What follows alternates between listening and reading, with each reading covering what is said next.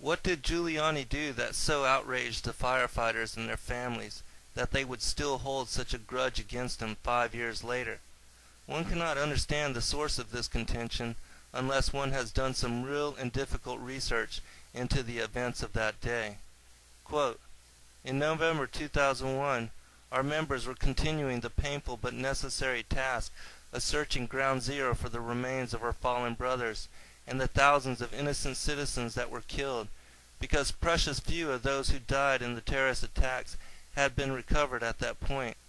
Prior to November 2001, 101 bodies or remains of firefighters had been recovered, and those on the horrible pile at Ground Zero believed they had just found a spot in the rubble where they would find countless more that could be given proper burial.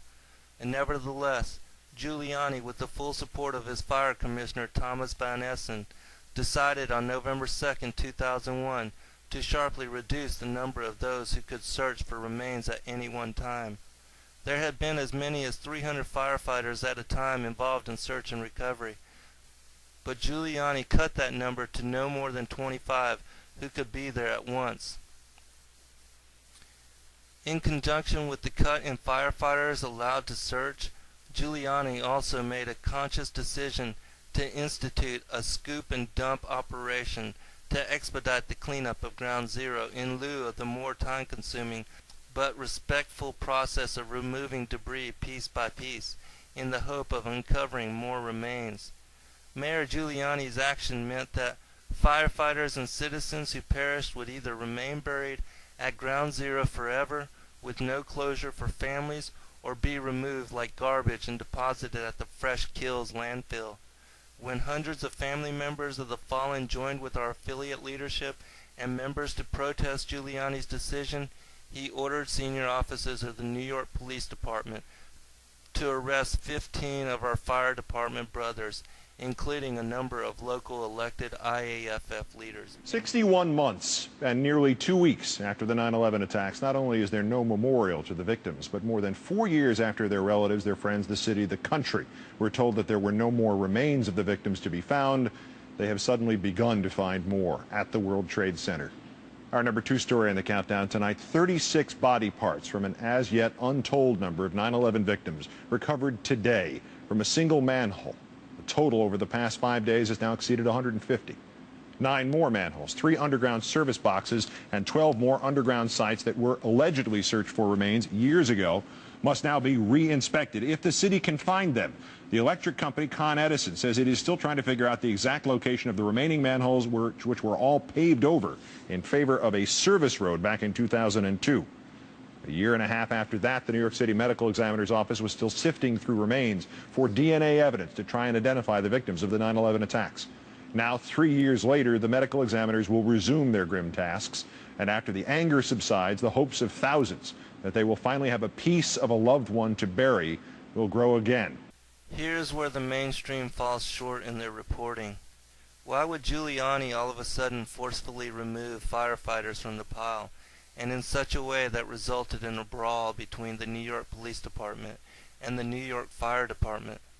What the mainstream press will never dig into or question is, why did Giuliani place more importance on cleaning up the pile than in taking a slow retrieval approach to accessing the bodies of firefighters, police, and emergency workers still trapped in the wreckage of those buildings? Though 2 months later chances were that no one was still alive, many did still cling to the hope that loved ones would be dug out of the devastation of those destroyed buildings. Families wanted a chance for closure, bodies of their loved ones returned so that they could honor them with a proper burial and memorial.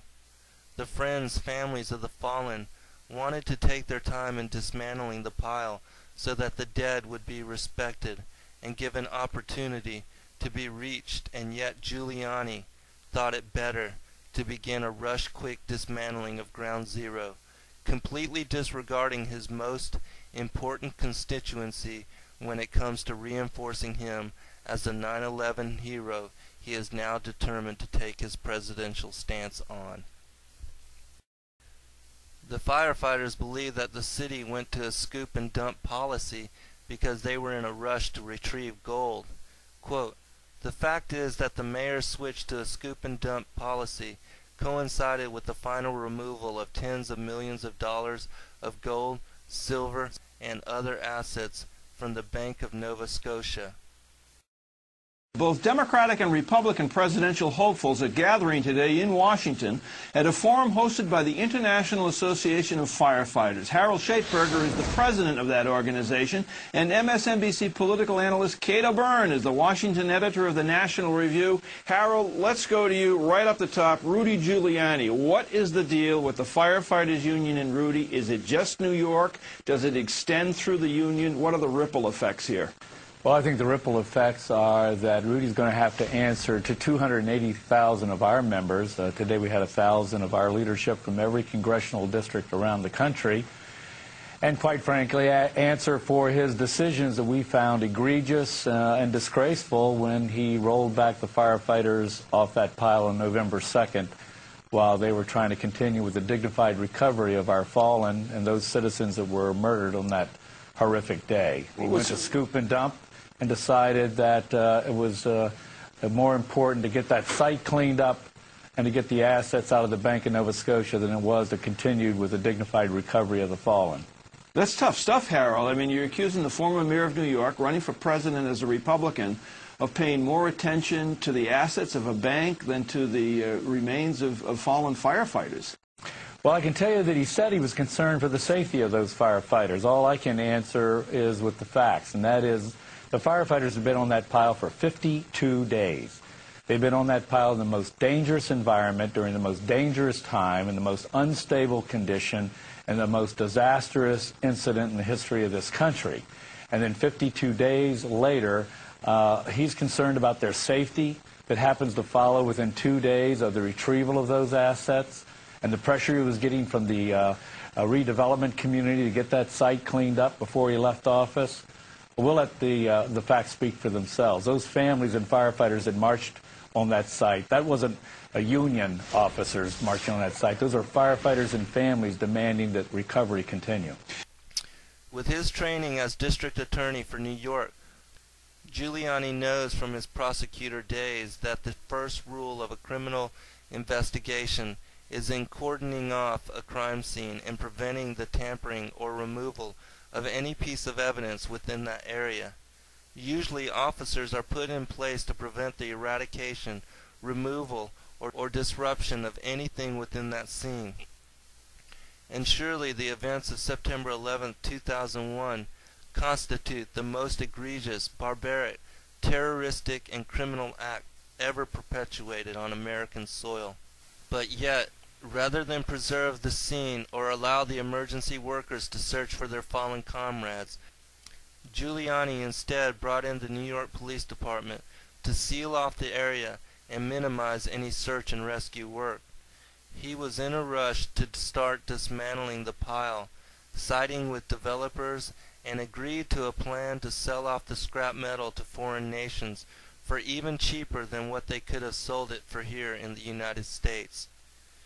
Why go through the trouble of shipping scrap metal out of country if you do not have something to hide?